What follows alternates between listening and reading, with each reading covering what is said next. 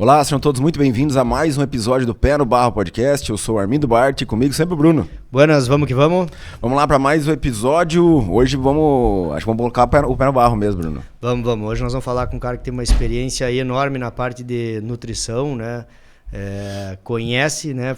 E fez todas as áreas, hein? Foi do lado acadêmico, hoje está muito com o pé no barro, então tem toda essa visão de negócio, de business, de tudo.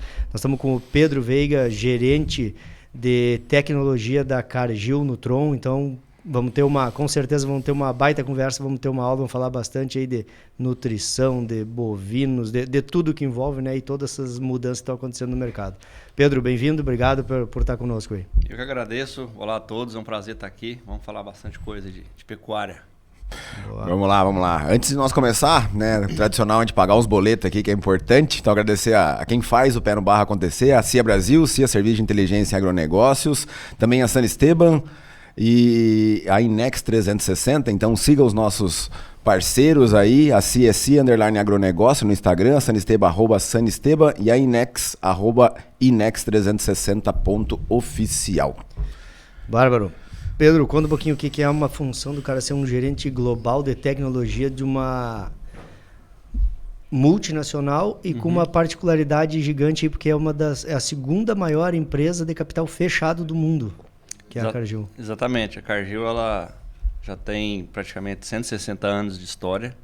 São muito poucas empresas que chegam nessa idade, menos de 3% das empresas conseguem chegar nos 100 anos de vida, menos ainda aos 160, então ela está na mão da família que a fundou, então ela é de capital fechado, então investe bastante, a família tem uma regra que 80% do lucro é reinvestido no negócio, 20% é distribuído para a família, para os donos, mas 80% do lucro anual é reinvestido no negócio, então isso nos dá sim uma condição de investimento, de visão de longo prazo, isso é muito bacana. E o cargo que eu ocupo, cara, é basicamente fazer pesquisa e desenvolvimento de novos produtos, novas moléculas, novos aditivos, novas soluções, né? Que a gente fala que a gente tem o nosso core business, que é a nutrição, mas a gente está olhando cada vez mais para coisas transformacionais, que não necessariamente estão ligadas à nutrição, mas que impactam o negócio do cliente, né? Atendimento a clientes-chave, que a gente fala e tudo mais, e treinamento da equipe, desenvolvimento e tudo mais, então é um pouco da minha rotina e viajar por esse Brasilzão no pé no barro, como vocês dizem aqui. De Goiânia para o mundo. De Goiânia para o mundo, é isso aí. Mas é mineiro dele. Sou mineiro de nascimento, nasci em Minas, eu brinco que eu fui criado em Minas, recriado em Goiás e estou engordando lá em Goiás. E Pedro, você fez uma trajetória, a gente conversava um pouquinho antes, né, que é muito peculiar, assim, porque você é um cara que fez toda a parte, né, acadêmica, fisiotequinista e tal, fez mestrado, doutorado, passou um tempo fora, voltou, fez concurso, foi aprovado no concurso, né, em Viçosa, é isso? Viçosa, que é uma universidade super conhecida, né, no meio do agro e tal, tradicional, e saiu da universidade depois de concursado para trabalhar numa empresa privada. Como é que foi isso, cara? Como é que você fez essa transição toda, os porquês? Conta um pouco dessa parte aí, que é bem pouco comum, né? Geralmente o sonho, o cara entra na universidade, passa no concurso. Deu. E ali deu, né? Estacionou, estabilizou, né? Estabilizou. Cara, foi uma mudança importante, profunda, né, que aconteceu na minha carreira. Como você bem falou, eu entrei lá em Viçosa para fazer zootecnia. E Viçosa sempre foi muito focada, ainda é até hoje, na parte de pesquisa, né? Sempre foi muito forte nisso. Então eu entrei nessa linha. O meu orientador na época, o professor Sebastião Valadares, inclusive a quem eu devo muito. Tudo que eu sou hoje eu devo muito a toda a ajuda que ele me deu e tudo mais. Então eu entrei nessa linha da pesquisa, desde a graduação com bolsa de iniciação científica. E eu toquei meu experimento de mestrado até antes de me formar, né? Eu lembro que o professor Sebastião falou, não, você toca o seu experimento antes de você formar, quando você formar você decide. Se você quiser fazer o mestrado, já está com o experimento pronto, é rápido e tudo. E eu emendei no doutorado, eu tinha um sonho na época, que era ir para os Estados Unidos, e na época tinha muita bolsa disponível. Eu lembro que você só precisava passar no TOEFL, só se, entre aspas, né? O problema era passar no TOEFL. Eu brinco que a gente vai matando alguns fantasmas na vida da gente, o TOEFL foi um deles. E eu consegui a bolsa, fui para os Estados Unidos, fiquei uma parte do doutorado de sanduíche, voltei. E quando eu voltei, teve um concurso na Viçosa, eu fiz, passei. Eu confesso que eu não esperava, foi uma surpresa, porque tinha pouco tempo que eu tinha voltado tinha terminado o doutorado, né? Só que assim, cara, eu sempre me incomodei, e me incomoda até hoje, que na minha visão a pesquisa ela tem que ter como foco final qual que é o usuário da pesquisa na nossa área? É o produtor rural, é o pecuarista que está lá no campo. Se a pesquisa não direcionar para entregar alguma solução para o pecuarista, na minha visão, ela perde o sentido, mesmo que ela seja básica. Pode ser uma pesquisa básica, mas no final do dia, mesmo que ela seja básica, ela vai ter uma aplicação, né? E isso me incomodava um pouco, como trazer todo esse conhecimento técnico, científico gerado na universidade e aplicar isso na prática. E eu busquei, no momento que eu era professor, eu busquei essa interação com as empresas, com as indústrias do segmento, não só para poder me ajudar a custear os experimentos que eu tinha que tocar, os projetos que eu tinha alunos de graduação, de pós-graduação, precisava de recursos, e não tinha muito disponível do governo. Além disso, eu concorria com os professores que já tinham um currículo já bem mais tempo que eu. Então, eu me vi forçado a sair dos muros da universidade para buscar essa interação com as empresas. Eu enxergava isso como uma oportunidade também para os alunos, porque, você queira ou não, você cria oportunidade, né? Claro. Então, isso me fez ter bastante conexão com a indústria e tudo mais. Aí eu voltei para os Estados Unidos fazer um pós-doutorado, foi quando eu conheci a Cargill, conheci toda a história da empresa, coincidiu que ela tinha recém comprado a Provime, que até então era dona da Nutron no Brasil, e ela entrou de fato pesado no mercado brasileiro na nutrição animal. É uma empresa que eu sempre admirei por tudo que ela representa, todo o investimento que ela faz e tudo mais. E aí eu recebi o convite para trabalhar com eles, aí eu confesso que até então não tinha parado para pensar em sair da universidade, como você bem colocou. O professor, quando ele passa um concurso, você tem estabilidade do emprego, você tem Na minha época, a aposentadoria ainda era com salário integral, então era uma posição segura, confortável, né? E aí, quando eu recebi esse convite, foi quando eu parei para pensar, para olhar para, como a gente fala, né, para a estrada 5, 10 anos para frente, onde eu queria estar. E aí eu tomei essa decisão. Confesso que não foi uma decisão fácil, mas não me arrependo de forma alguma. E hoje eu tenho a oportunidade, de fato, de tentar pegar todo esse conhecimento que é gerado na academia, no centro de pesquisa, e transformar isso em algo que seja mais palpável e sólido para o produtor lá na ponta. Então, isso para mim é o que me motivou a sair, né? Foram quantos anos da universidade? Cara, se somar tudo, graduação, pós-graduação, foi muito tempo. 4 anos e meio, 5 anos de graduação, mais 1 e meio de mestrado, mais 3 de doutorado e mais 6 anos e meio como professor. Então, foi um tempinho bem longo. Mas como professor, de fato, foram 6 anos e meio. 6 anos e meio. 6 anos e meio. E quanto trazendo sempre essa visão prática, né? A gente fala muito isso, né? De fazer sentido, né? Porque as coisas, talvez o distanciamento é porque muita coisa que era produzido cientificamente não fazia sentido pro campo.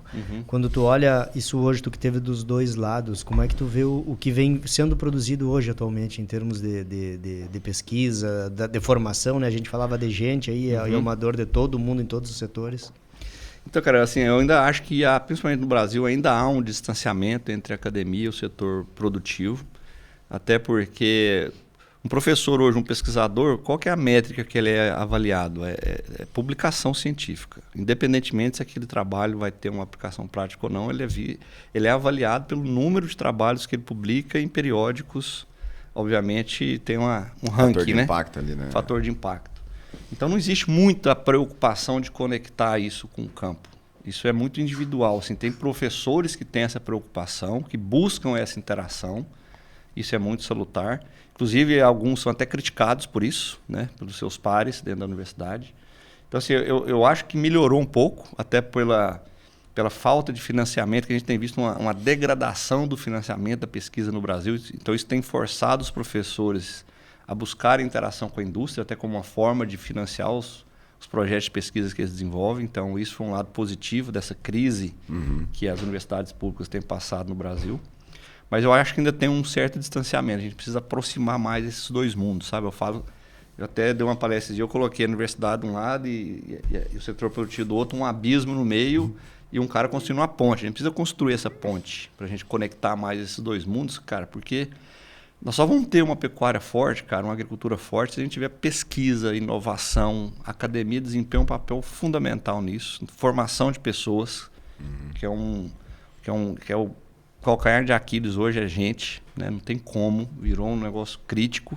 Então a gente precisa formar pessoas, a gente precisa desenvolver tecnologia, inovação. Isso vai acontecer, parceria empresa, instituição de pesquisa. Então essa interação ela tem que acontecer. E eu acho que há oportunidade para isso ser melhor, principalmente no Brasil. Total, total. E como é que foi essa transição? Porque eu também tive, né? Fiz mestrado, doutorado, enfim. E aí você cai para uma iniciativa privada que é um ritmo completamente diferente, né, cara? A universidade você vai, manda o projeto para você avaliar, tarará, volta, toda aquela... E aí você cai numa empresa americana ainda, que é um negócio de botar para derreter, né? Não tem muita conversa, é pau na máquina. E como é que foi essa transição toda e como é que se adaptou, assim, o day one, assim, depois? Eu até brinco, tem o Celso meu lá, que é o nosso presidente, a gente conversando nesse dia, falei, foi um risco, né, para você e para nós, a gente não sabia como é que ia ser, né?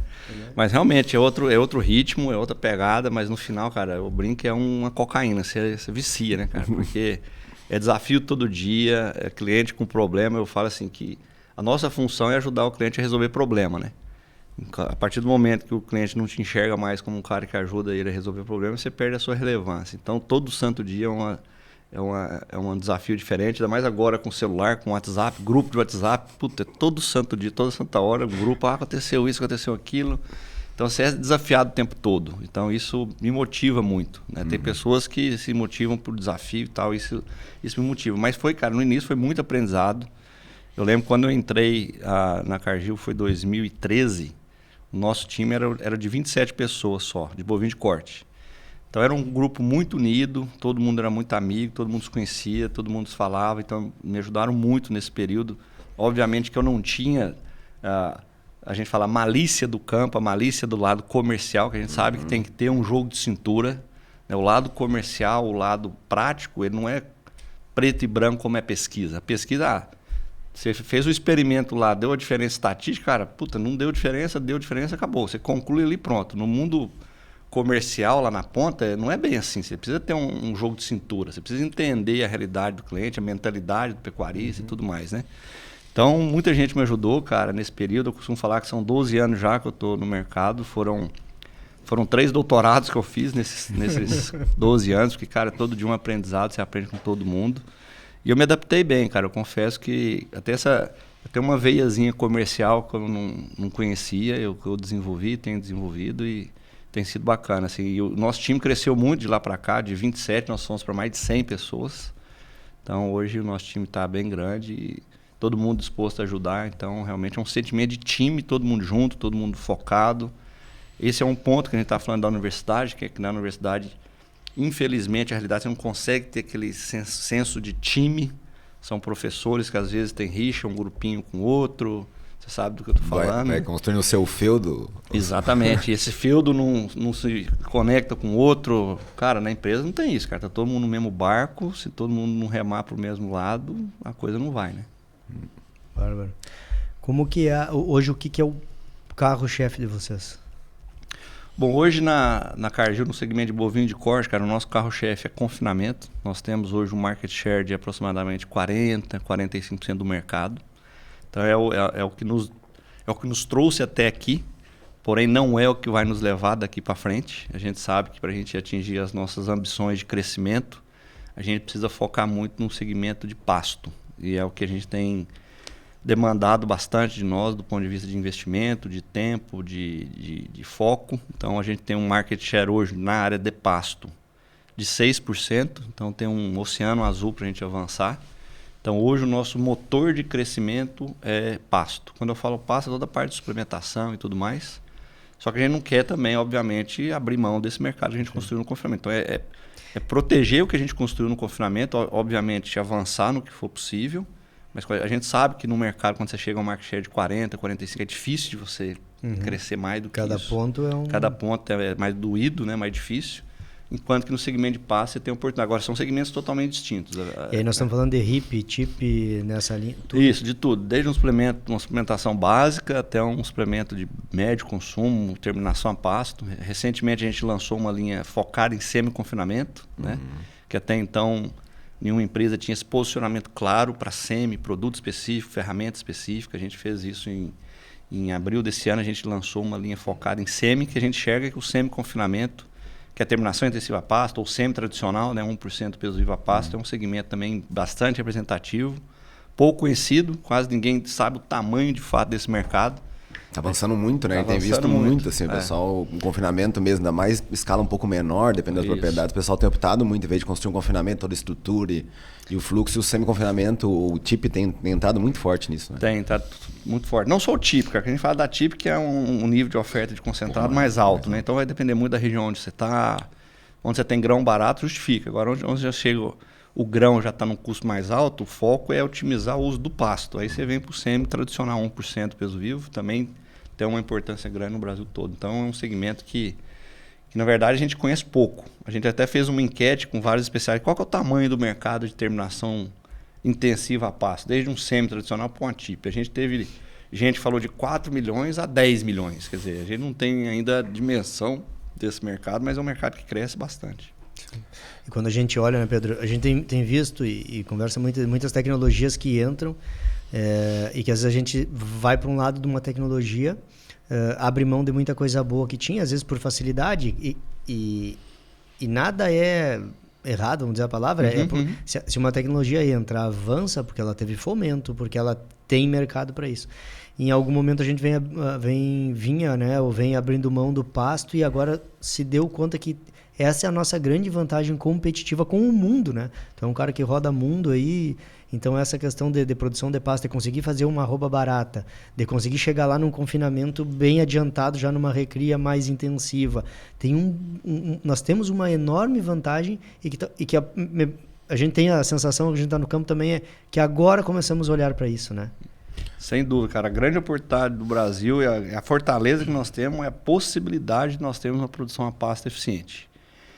Por que eu falo a oportunidade? Porque a gente não explora isso no potencial que a gente pode, né? Tem um professor Laerte lá de Goiânia, da UFG, ele faz um trabalho muito bacana, chama LAPIG, ele faz um levantamento das áreas de pastagem no Brasil através de mar de satélite e tudo mais. E o último levantamento que eu vi, cara, são 171 milhões de hectares de pasto disponível no Brasil. Cara, país no mundo, nenhum no mundo tem isso que nós temos, né?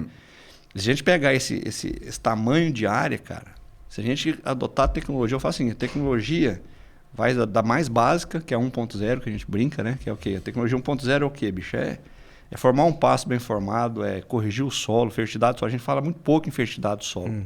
O pasto, ele vai ser um reflexo da saúde do solo, né?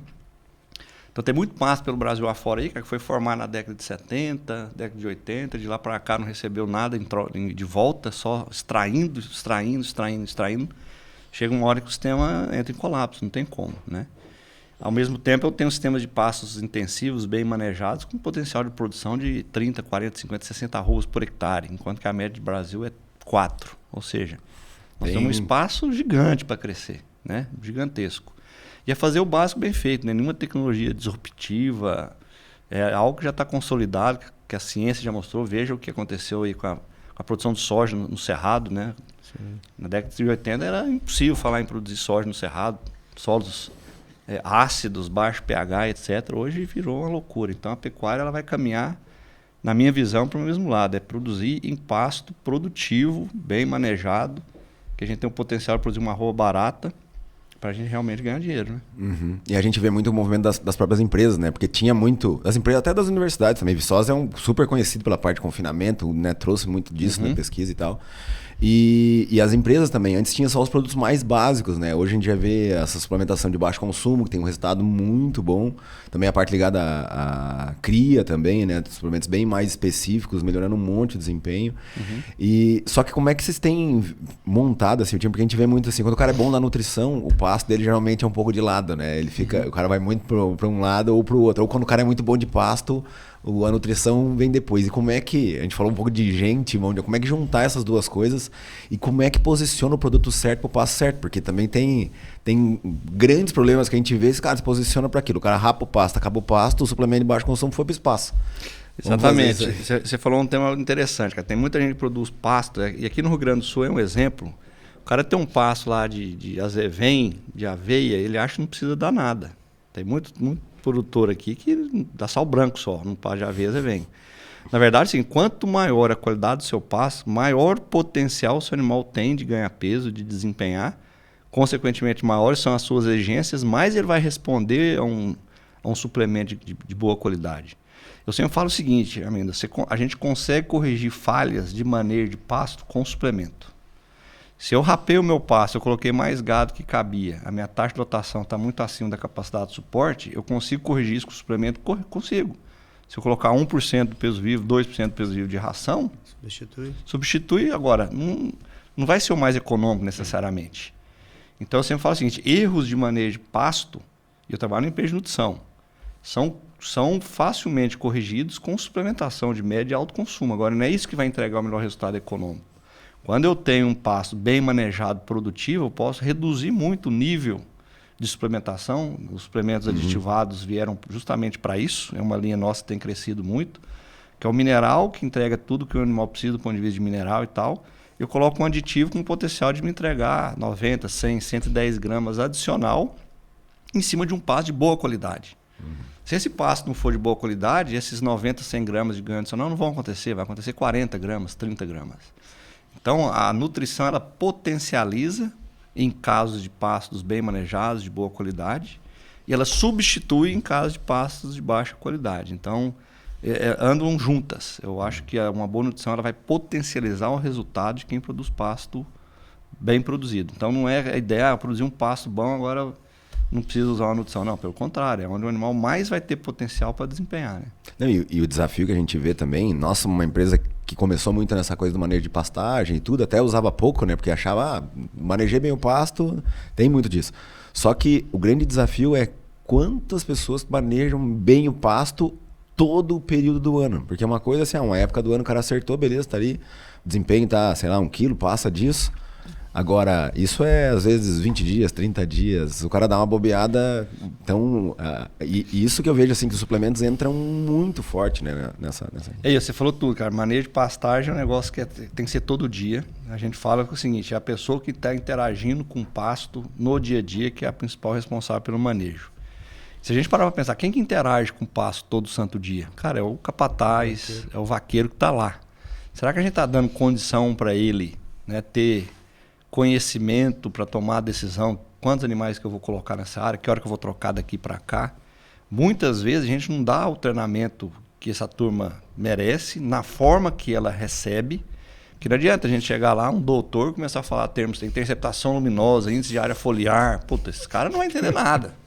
Então você tem que falar, esse é o grande desafio, é transformar esse conhecimento científico e digerir para o cara entender de uma forma prática, né? E a gente tem visto surgir um monte de coisa, régua, não sei o quê, diferentes formas para traduzir esse conhecimento para o vaqueiro, para o capataz estar lá no dia a dia, porque ele que realmente toma as decisões.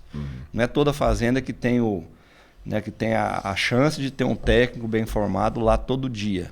São muito poucas. Fazenda grande até que vai, mas mesmo assim você ainda depende do vaqueiro, está lá no retiro 10 quilômetros para frente da sede, ele que está tomando as decisões, ele que está interagindo com o pasto todo dia. Né?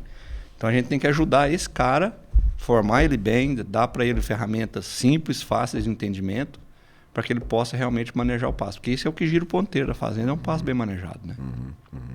E vocês já vêm falando com isso tudo, tu já está falando muito um olhar de uma visão mais holística, né? Então, falando de soluções, né, Pedro?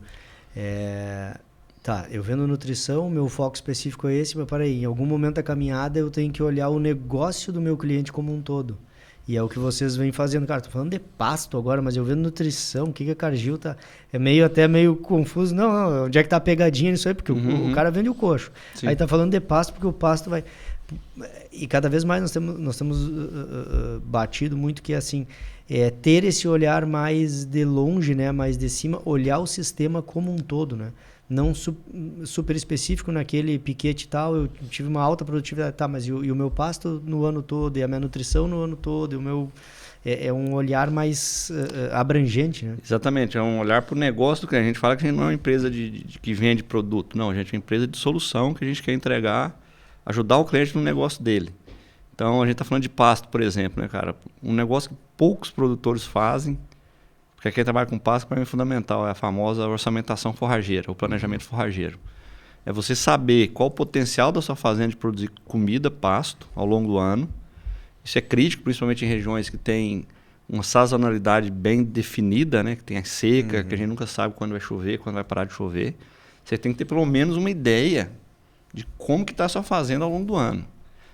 Então a gente tem uma ferramenta que a gente que o Lucas é o nosso consultor de pasto, desenvolveu o Lucas Honder, juntamente com outros, claro, que a gente estima a produtividade da fazenda ao longo do ano de pasto, de acordo com espécie forrageira, fertilidade do solo, índice climático, etc. Qual que é a demanda de comida, de acordo com o rebanho, categoria animal e tudo mais, e a gente enxerga onde estão os buracos, né? Puta, aqui vai faltar pasto, que estratégia que eu vou adotar nesse período aqui? E muita fazenda não faz isso, então chega a seca, aí o cara se dá conta, puta, tem mais gado que minha fazenda aguenta, e aí? O cara não tem mais o que fazer. Vai ter que vender gado, o Mauri vai fazer isso, o preço não vai ser o bom. Então o cara que se planeja, eu falo o seguinte, a pecuária brasileira ainda é um negócio que você consegue ganhar muito dinheiro em cima da ineficiência de outros.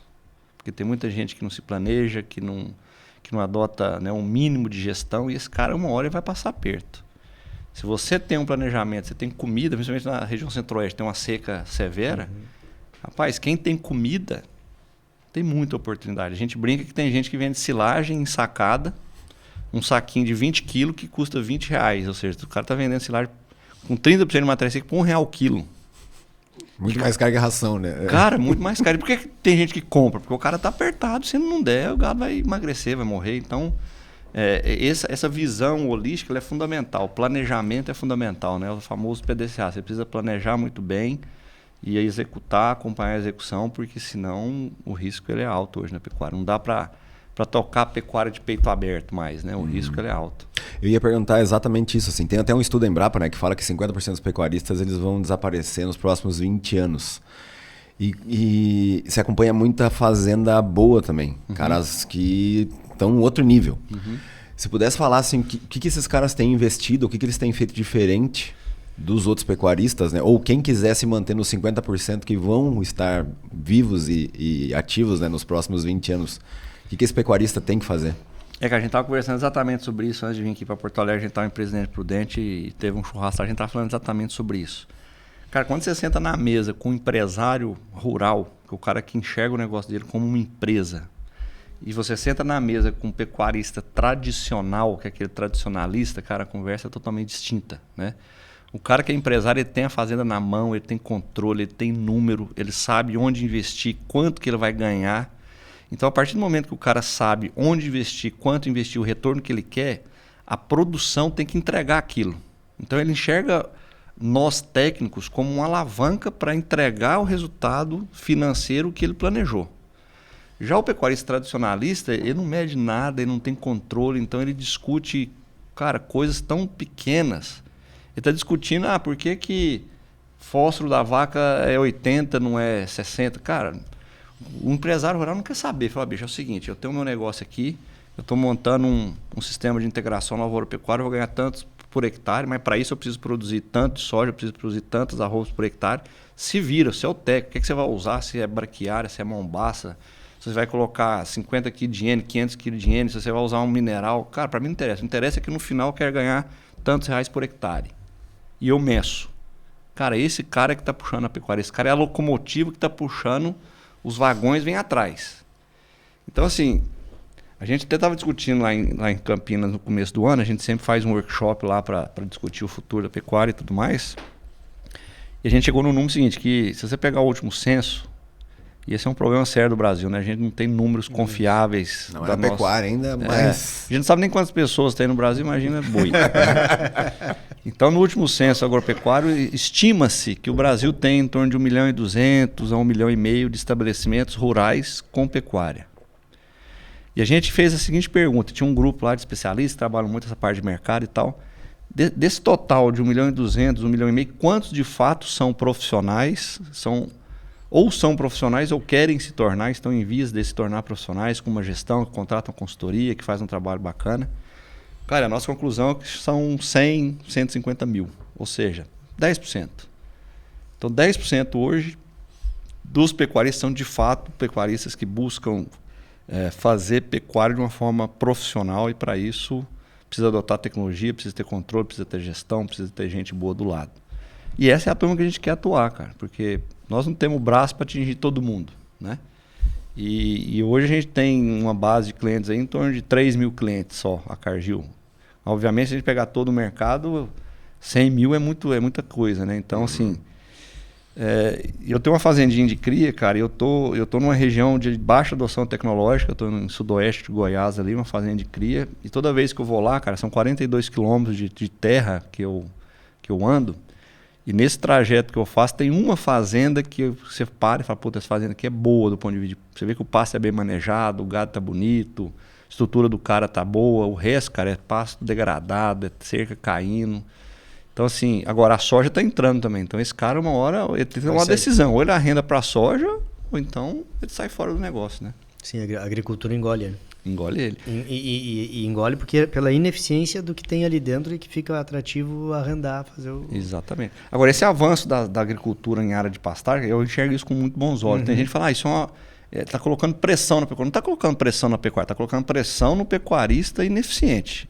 Esse cara realmente está colocando pressão nele. Para ele ficar ali, para ele concorrer com uma soja, com um eucalipto, com uma cana, com uma laranja, tem região aí que está crescendo muito laranja, ou ele faz uma pecuária profissional que dá dinheiro, ou então ele vai arrendar, não tem outra saída, né? E esse cara empresário, voltar nesse cara que é que também, assim, para mim é a linha que a gente tem que olhar, o que os bons estão fazendo, né? Muitas vezes a gente tem de olhar o que o ruim está fazendo e se agarra naquilo ali e fica nisso, né? O nosso meio tem muito. Então, assim, o que tu nos falou que o cara tem uma visão que ele começa pelo final, é quanto eu quero ganhar e daí para trás o processo tem que entregar aquilo, né? E aí talvez com isso cai muita das barreiras que duvido que tu vai conseguir fazer tal coisa, impossível fazer outra, ou não vou investir, né? Porque é uma maneira de pensar diferente. Exatamente, é uma maneira de pensar diferente. O cara, assim, um negócio que eu vejo... Às vezes você vai posicionar uma tecnologia, o cara tradicional fala assim, mas eu preciso fazer um teste para ver se funciona. Cara, fazendo é lugar de fazer teste. Eu já testei 10 anos antes de largar esse produto no mercado, né? O lugar de fazer teste é a universidade, a centro de pesquisa. A partir do momento que a empresa leva a tecnologia, obviamente que isso depende de empresa, tem muito picareta por aí também. Sim. Mas a partir do momento que uma empresa séria leva a tecnologia para o campo, aquela tecnologia já foi validada, testada. Você não tem que testar em fazenda, né? Agora, o cara que é empresário fala, beleza, você está me falando que esse produto entrega 100 gramas a mais, eu meço. A minha fazenda eu peso gado, então eu sei de fato quanto ganhou. Então esse cara ele consegue... E vai te cobrar depois. E vai me cobrar, exatamente. Sim. Vai me cobrar depois. Fala, você falou que entregar e não entregou, pô. Então, justamente, o empresário rural, o bom dele é isso. Ele mede, ele faz o que você sugere fazer, mas ele te cobra depois. E tem que ter cobrança, claro, sempre tem. Negócio nenhum, se não tiver meta, se não tiver cobrança, esse negócio não avança, né? Então, já o tradicionalista é difícil, por quê? Porque ele, como ele não mede, ele não sabe quanto que ele está produzindo. E como ele não sabe quanto ele está produzindo, como é que você vai colocar meta em cima do negócio que você não sabe como é que está? Né? Meta é o seguinte, eu estou aqui hoje, eu estou produzindo 5 arroz por hectare, eu tenho que chegar em 8. Então, tem um gap de 3. O que eu vou fazer para chegar lá? Agora, se você não mede, fica difícil você colocar meta, né? Então, a gente precisa de mais controle, de mais gestão nas fazendas. E a grande oportunidade que existe hoje na pecuária brasileira é melhorar a gestão, né? E vocês já estão com uma série de iniciativas nisso aí, fora a nutrição. Sim, nós temos várias iniciativas nesse sentido. O confinamento já é bem mais maduro, né? Porque o confinamento é uma atividade de curto espaço de tempo, o risco é mais alto, então você precisa ter um controle. Então existem softwares de gestão hoje muito bem posicionados no mercado. Nós temos o nosso, que é o Feed Manager, tem vários outros no mercado que controla toda a operação.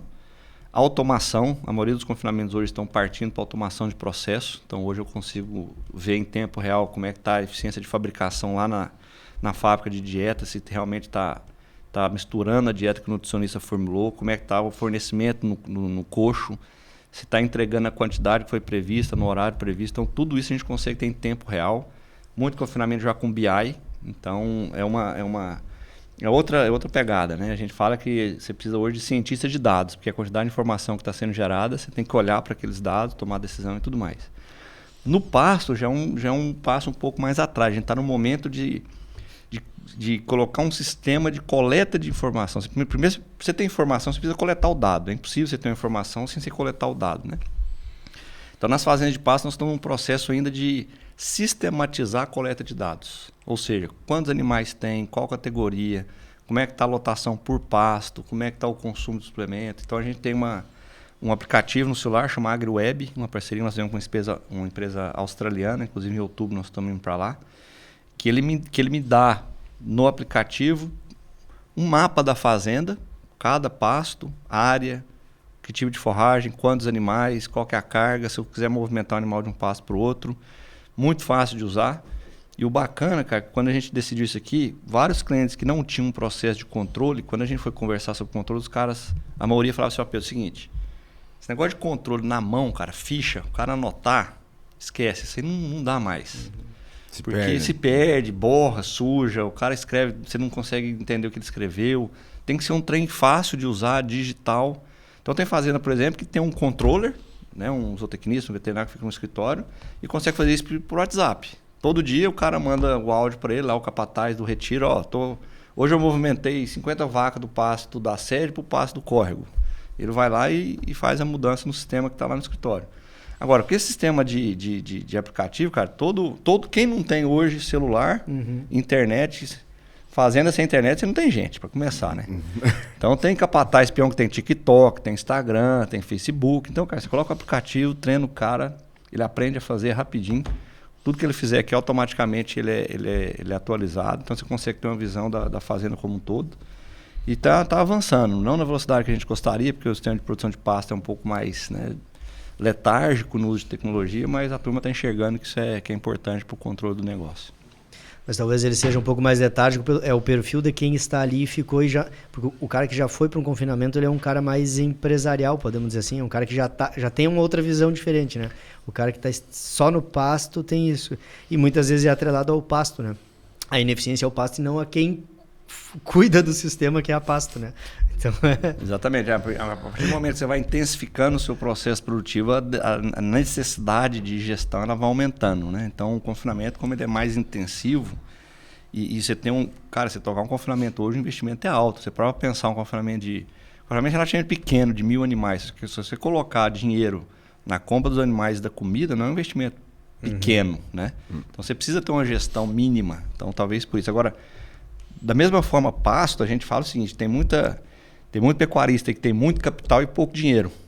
Perfeito. Então você tem muito fazendeiro aí que tem áreas de pastagem, fazenda grande, um capital mobilizado em terra grande, mas o cara não produz, então ele não tem nem... Quebra rico. Exatamente. Então, ele quebra rico. Ele quebra rico. Está em cima do patrimônio e não tem fluxo de caixa, exatamente. É isso aí.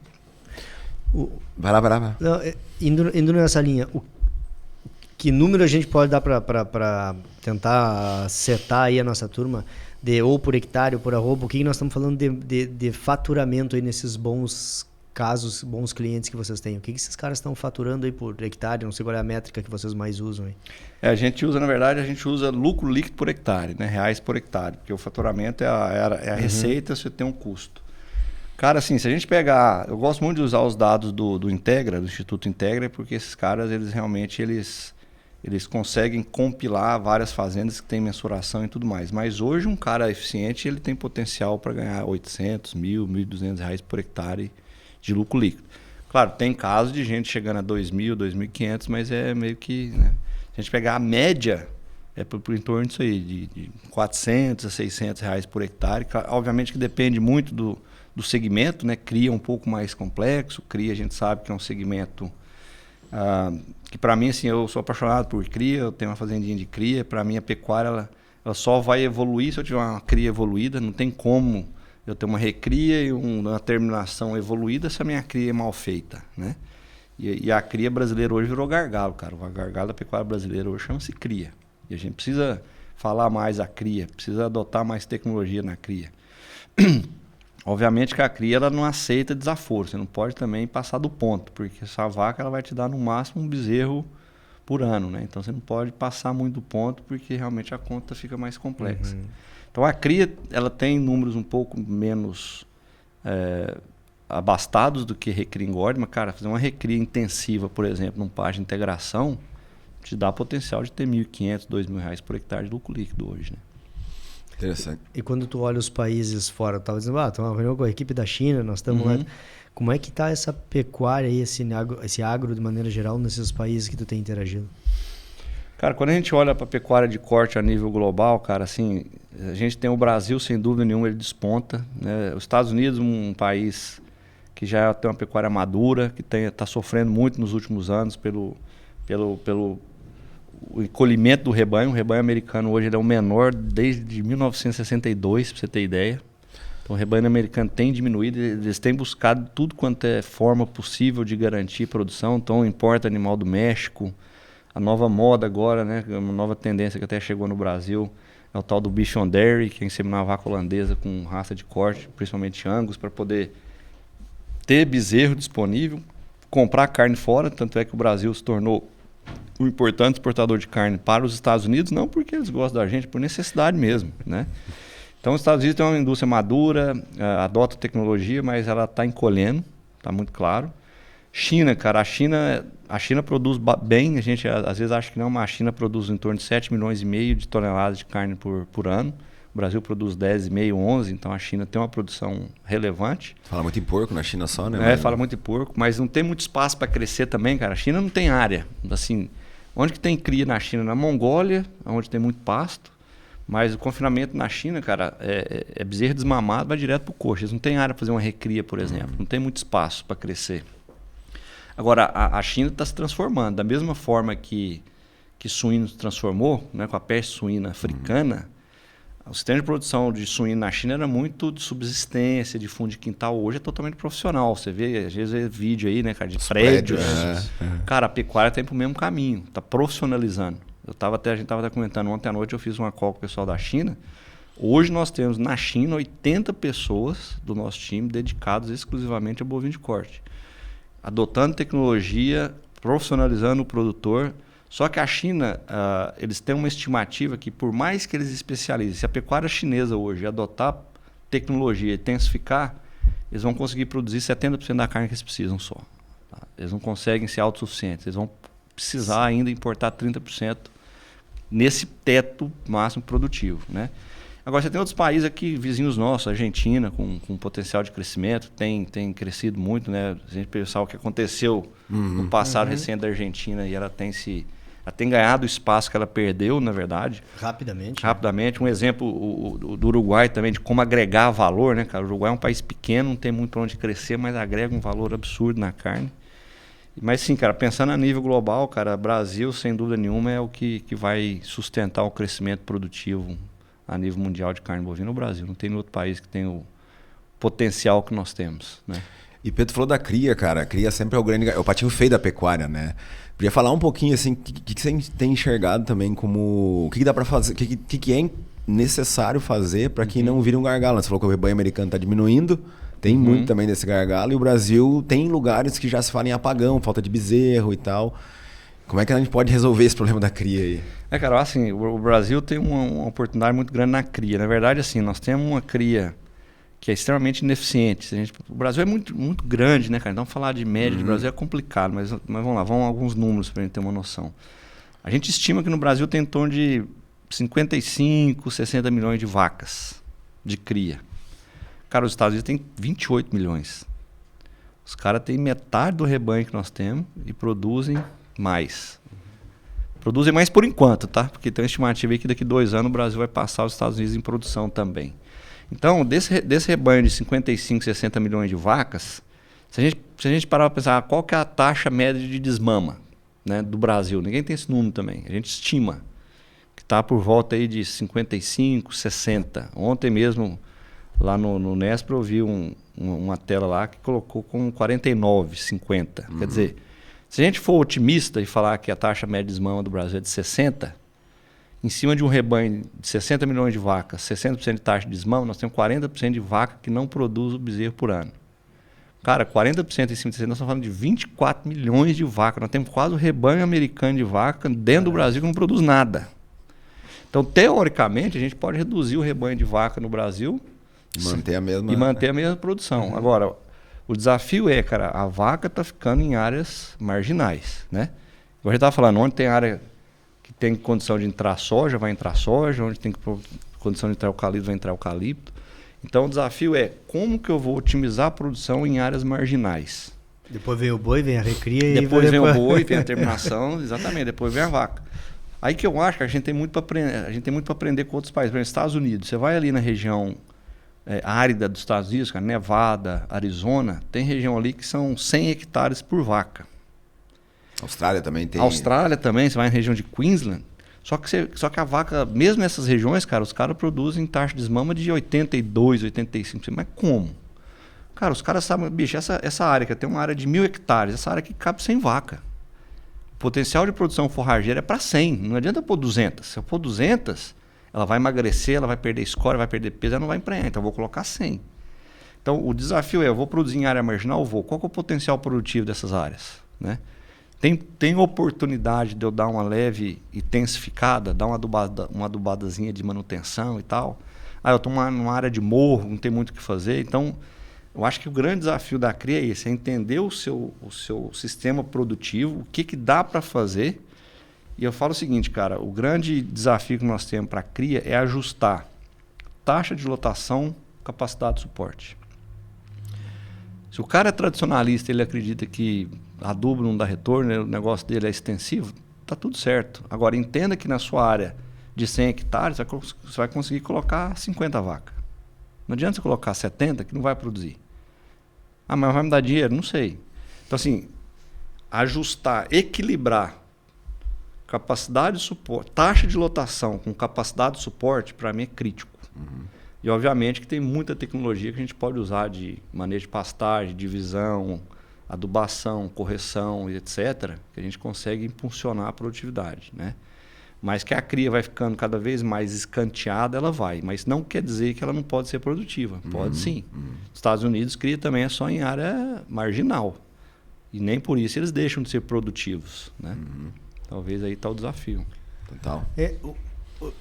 Tá falando aqui, eu tô pensando, né? Toda a nossa conversa aí de 40 e poucos minutos, se nós conseguíssemos resumir ela, é nutrição ainda. Pecuária de corte, ainda o grande problema é nutrição. Seja na categoria que for, seja no sistema que for, é conseguir ainda... E não é na nutrição de ponta, é tu conseguir ter uma nutrição básica, vamos dizer assim, mínima, e nós temos uma régua para subir em cima da nutrição. Seja ela passe confinamento, semi-confinamento, tipo, o que for. É grande. Por outro lado, vocês trabalham com suínos, com aves, que avançaram enormemente nessa questão de nutrição, e aí não é a minha aqui, mas vou me arriscar. Isso já não é mais... A nutrição não é problema. São outros problemas sanitários e outras coisas que entram nessas atividades. Cara, por que a gente não... Né, o Brasil, talvez uma das respostas seja que é enorme, mas por que a gente ainda não chega nisso? Né? A gente ainda está discutindo o básico, que é ter um animal bem nutrido. Exatamente, cara. É isso aí. Igual você falou... Cara, a gente tem muito a aprender com essa turma de suíno e aves. Os caras evoluíram absurdamente, né? Não só na nutrição, mas na parte genética também. A gente nem falou disso, é outro ponto. O Brasil tem uma oportunidade muito grande da gente melhorar a genética dos nossos rebanhos, né? A genética brasileira, beleza, ela é adaptada, é um gado que tá aí e tal, mas que tem a oportunidade de melhorar, tem. E aí... É adaptada ao ruim, né? Ao ruim, exatamente. Você vai falar... Quem é que falou, né? Seleciona o que sobrevive, mas o que sobrevive é o ruim, o bom ele é mais frágil e aí vem em termos de produção. E aí vem o que a gente tá falando da cria, cara. Eu tava num evento lá em Prudente, a gente tá falando sobre isso. Se a gente pegar o que o Brasil evoluiu no uso de inseminação artificial nos últimos anos, é uma coisa absurda. Principalmente através da adoção da IATF, né? Então, cara, hoje estima-se que 20% a 22% dos bezerros produzidos no Brasil já vêm de inseminação artificial. O que isso quer dizer? Que nós estamos aumentando, melhorando a genética do rebanho. Porque a inseminação artificial é uma forma de você colocar um material genético superior. Só que a nutrição não está acompanhando. Quer dizer, se eu estou melhorando geneticamente e se a minha nutrição não acompanhar, vai chegar uma hora que o negócio vai colapsar. Que é a turma de monogástrica. Hoje a nutrição ela é para entregar o potencial genético do bicho, né? Enquanto que na pecuária não, nós estamos ainda longe. Quer dizer, precisamos avançar? Precisamos, mas a pergunta que você colocou ela é muito boa. Por que a gente não avança mais rápido? Talvez pelo modelo mental, porque até pouco tempo atrás não tinha necessidade de produzir tanto. Agora hoje, nas condições atuais, se eu não produzir, se eu não for eficiente, cara, a não ser que eu tenha uma outra fonte de renda, a pecuária é mais para eu passar final de semana, levar a família, é outra história, né? Agora, para quem quer ganhar dinheiro com pecuária, precisa sustentar a família, cara, você precisa produzir. Se você não produzir, você não paga a conta, não. E mesmo para o cara que tem outra fonte de renda, a gente tem visto, chega uma hora que esse hobby fica caro e o cara começou a dar muito trabalho, incomodação. Meu amigo meu fala que ele tem um amante, ele tem uma fazenda, tem um amante, agora essa tá cara. Exatamente. vai grana e não volta. Pedro, e falando um pouco, né, dessa linha de produtividade e tudo, o Brasil tá uma pressão global violenta na parte de sustentabilidade, né? Até a fala ontem lá na jornada do Nesp foi muito disso, falando de aditivos e tudo. E a Cargill é uma empresa que tem se posicionado muito forte quanto a isso também, né? Em relação ao mercado de soja, né? Não comprando de áreas de desmatamento, enfim. Como é que vocês têm enxergado olhando para a nutrição, para a pecuária? E nós falamos aqui, né? Você andou nos teus 40 quilômetros, você vai lá, você vê essa pecuária que nós falamos, não, a pecuária, ela mitiga gás de efeito estufa, papapá, mas a gente sabe que isso é uma pecuária que está produzindo. A pecuária que passa fome e tal é uma pecuária emissora. Exatamente. Isso é fato. Isso é fato. E como é que vocês têm trabalhado isso em relação, ou enxergado essa pressão e como melhorar isso, enfim? Cara, eu acho que essa pressão ela vem da sociedade e a gente fala o seguinte, o cliente sempre tem razão, né? Então, se a dona de casa, se o cara que está indo lá comprar o bife, ele tem essa visão de que os nossos sistemas de produção precisam ser mais ambientalmente mais eficientes, cara, tá tudo certo, e realmente tem que ser. Você falou tudo, cara. Eu acho assim que um sistema produtivo que ele é lucrativo, vamos falar de sustentabilidade. A sustentabilidade são 3 pilares, né, basicamente: econômico, social e ambiental. O mais importante dele, sem dúvida nenhuma, é econômico. Se eu tenho um sistema de produção que é sustentável economicamente falando, e hoje, para você ser sustentável economicamente, significa que você precisa produzir. Para você produzir, você precisa adotar tecnologia, você precisa ter pasto produtivo, bem manejado, que cresce. Esse pasto ele captura carbono. Então, a sustentabilidade ambiental ela vai vir meio que como consequência de decisões que você tomou para você ter sustentabilidade econômica, entendeu? Obviamente que entram outros arranjos. Eu vou colocar árvore no meu sistema produtivo, por exemplo, para capturar mais carbono, ok. Eu vou usar algum aditivo específico para mitigar metano, né, que hoje já tem uma gama disponível no mercado aí que de fato mitiga o metano, reduz a produção de metano, porém não te entrega benefício zootécnico. Então você tem uma conta aí para pagar. De onde que vai vir esse dinheiro aí é a grande discussão hoje, né? Mas eu falo o seguinte, cara, a busca da sustentabilidade ambiental passa pela sustentabilidade econômica, que passa pela adoção de tecnologia para eu ter um sistema produtivo. Então se eu vou numa fazenda, cara, que você chega lá, cara, ela tá divididinha, o pasto tá bombando, você tem uma carga alta, você tem animal ganhando peso, sem dúvida nenhuma aquele solo que tá capturando carbono, né? E aí eu acho que aí falta um pouco de trabalho e ao mesmo tempo para mim uma grande oportunidade é o tal da análise de ciclo de vida. A gente fala muito de crédito de carbono, captura de carbono, mas a gente precisa ter mais trabalhos em fazendas analisando o ciclo de vida, né, de carbono, que é o tal do LCA, né, análise de ciclo de vida. Qual que é a pegada de carbono do meu sistema produtivo?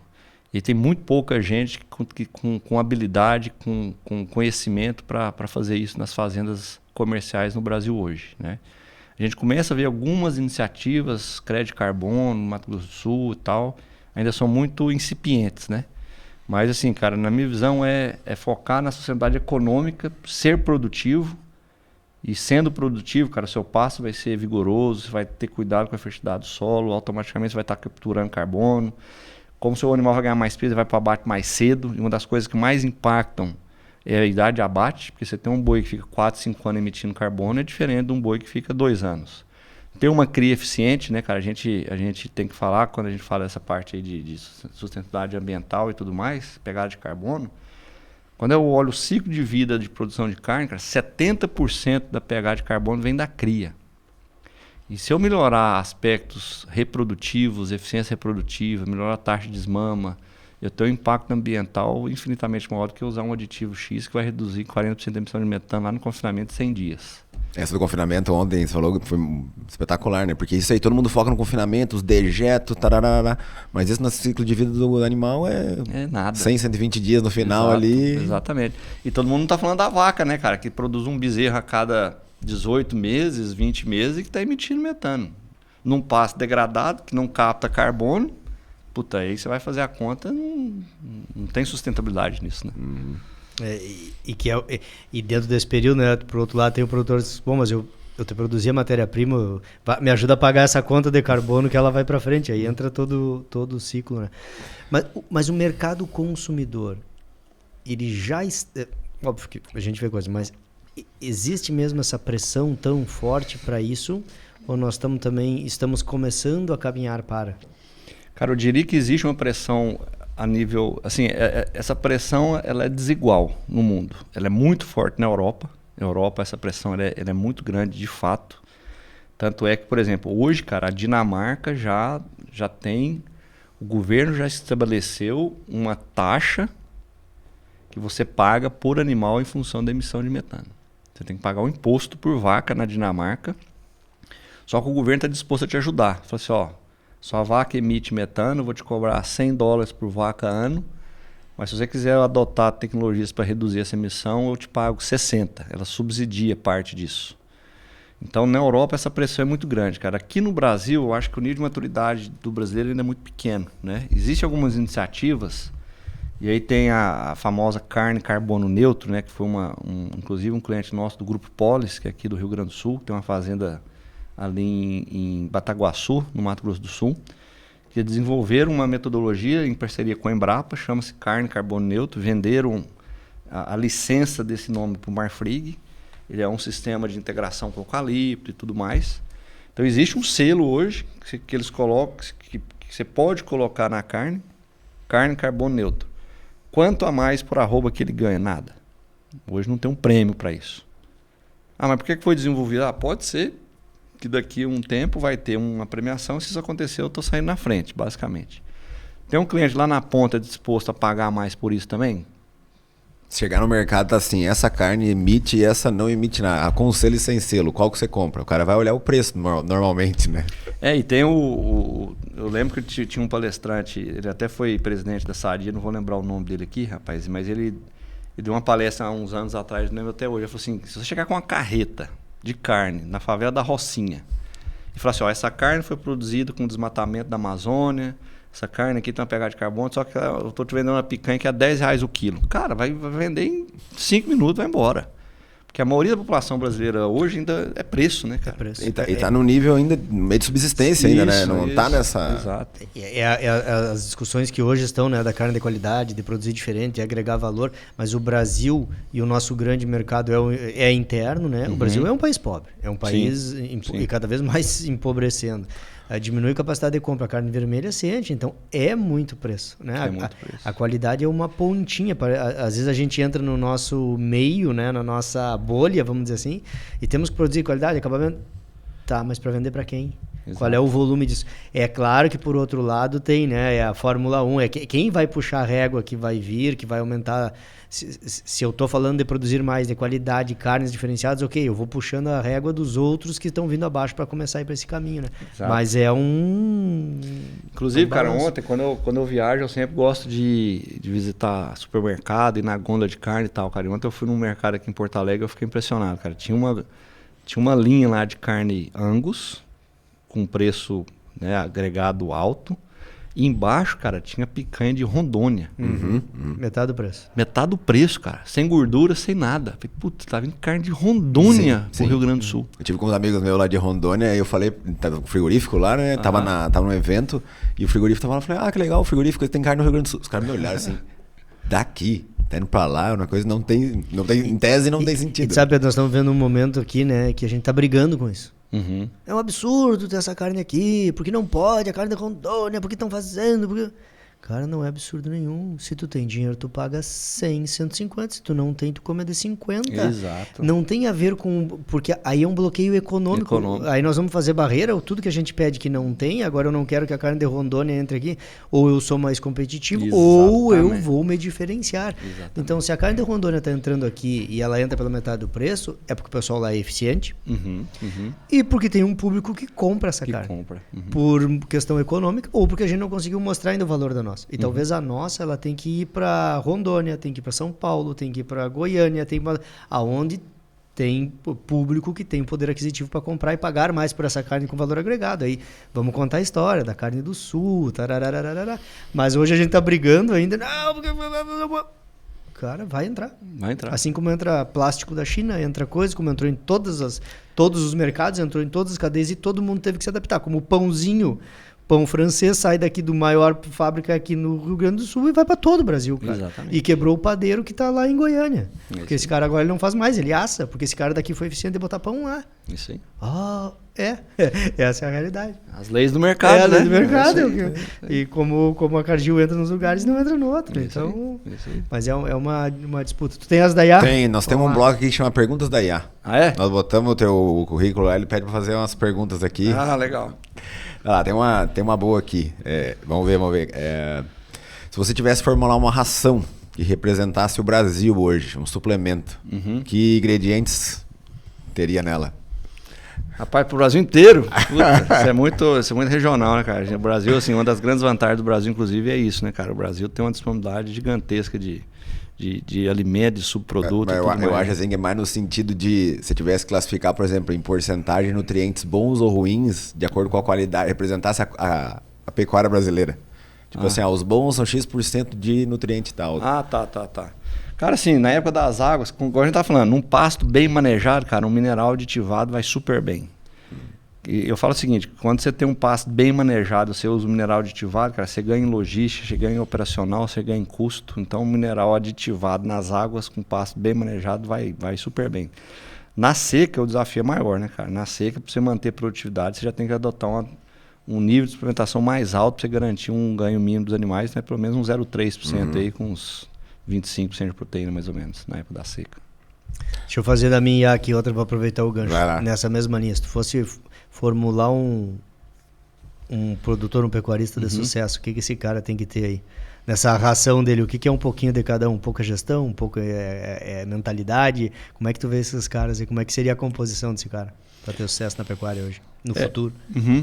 Cara, primeiro, é o que a gente tá falando aqui, é um cara que produz pasto como lavoura. A gente fala que o pasto virou lavoura, né? Então, de fato, o cara que é um cara de sucesso hoje, ele tem comida, produz comida na época que é possível produzir e guarda essa comida para a época que não tem.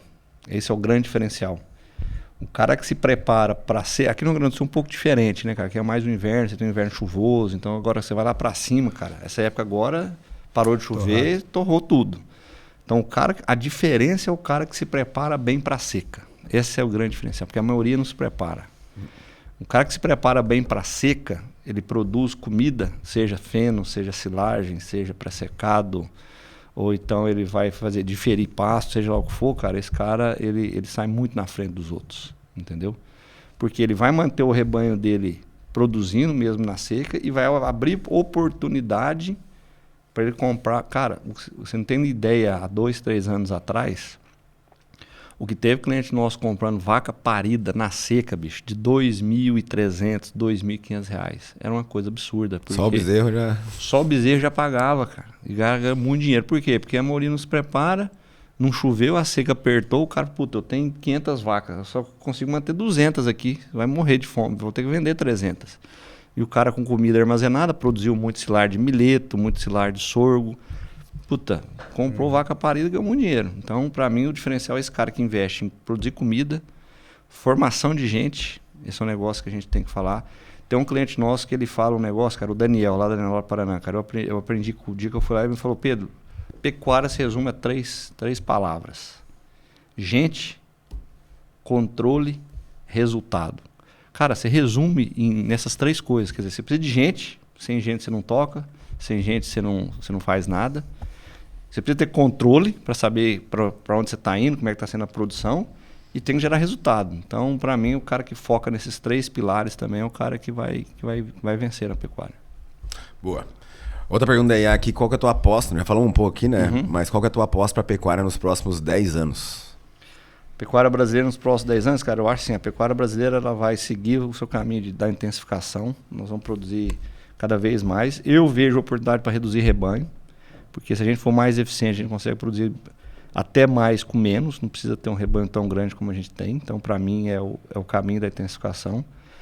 Nós vamos ter que provar para o mundo que nós somos, sim, sustentáveis, cara. Isso aí é uma pressão que, como a gente discutiu antes, ela está chegando e a gente precisa gerar dados, gerar informação. Aí, de novo, vem aquela discussão que a gente estava lá no início, né, cara? De ter uma academia forte, de ter centro de pesquisa forte. Porque, cara, a gente precisa gerar estudos científicos muito bem embasados, provando que a nossa pecuária é sustentável, que ela capta carbono, que o saldo é positivo. Agora, se a gente não gerar informação, divulgar isso em inglês, em fóruns importantes, cara, Como é que você quer que o cara lá da Irlanda saiba que nós somos... Cara, se eu for lá no Congresso Europeu, eu vou agora em agosto num Congresso Europeu de Zootecnia na Áustria. Cara, tem que ter brasileiro lá mostrando para essa turma que a pecuária brasileira ela é produtiva e sustentável. A gente não tem isso ainda, né? Então, a pecuária brasileira vai caminhar para isso. Então, a gente precisa provar para o mundo que nós somos sustentáveis, nós somos produtivos, que a gente produz em harmonia com o meio ambiente. A pressão econômica vai ser cada vez maior. Então, se o cara não profissionalizar 50%, vai sair de fato do negócio. Isso aí não tem para onde fugir. E nós temos que melhorar a qualidade, cara. Eu acho que já foi a fase da produtividade, da quantidade. O Brasil mostrou que ele consegue produzir em quantidade, tem oportunidade para melhorar, mas a gente precisa avançar na qualidade também. E eu acho que está num momento ímpar para isso, porque o mundo está num momento de falta. Se você pegar, cara, os principais países produtores, Estados Unidos, Canadá, Austrália, estão tudo num nível de produção baixo por falta de rebanho. E o Brasil é o país que tem a oportunidade de preencher essas lacunas. Agora a gente precisa de qualidade também, né? Agora que o Brasil ficou livre de aftosa sem vacinação, que foi uma grande conquista, a gente fala, nós vamos exportar agora para o Japão e para a Coreia do Sul, que são países que, cara, esquece, nós vamos exportar carne para fazer industrializado. Para exportar a carne que eles pagam $15 mil a tonelada, bicho, é carne de alto marmoreio, altíssima qualidade, o buraco é bem mais embaixo. O mercado é pequeno também, né? Exatamente. E talvez nunca vai ser a nossa, porque é um mercado de nicho, nós vamos ocupar esses espaços tendo a carne commodity e mas você bem, muito obrigado. Você parar para pensar, cara, o volume que Japão e Coreia do Sul juntos, eles importam o mesmo volume que a China. Então não é um volume desprezível. Agora, é uma carne de altíssima qualidade. Nós vamos produzir? Temos condição? Temos. Agora, você precisa ajustar o seu sistema produtivo, vai ser mais caro, vai, mas se a turma quiser pagar, a gente consegue produzir. Né? Show? Show? Fechou? Vou longe. Bárbaro, baita conversa, né? Rendeu, fluiu. Isso é ótimo conversar com quem tem uma experiência enorme, né? E consegue fazer todos esses paralelos. Obrigado, Pedro, por ter tirado esse tempo com a gente aí, né? Para dividir. A nossa audiência aí tem... Pleno feriado nós estamos hoje, né? Para quem vai acompanhar. Os caras dizem que não barbada. Então hoje nós estamos gravando no feriado, aproveitamos aí a tua vinda a Porto Alegre, né?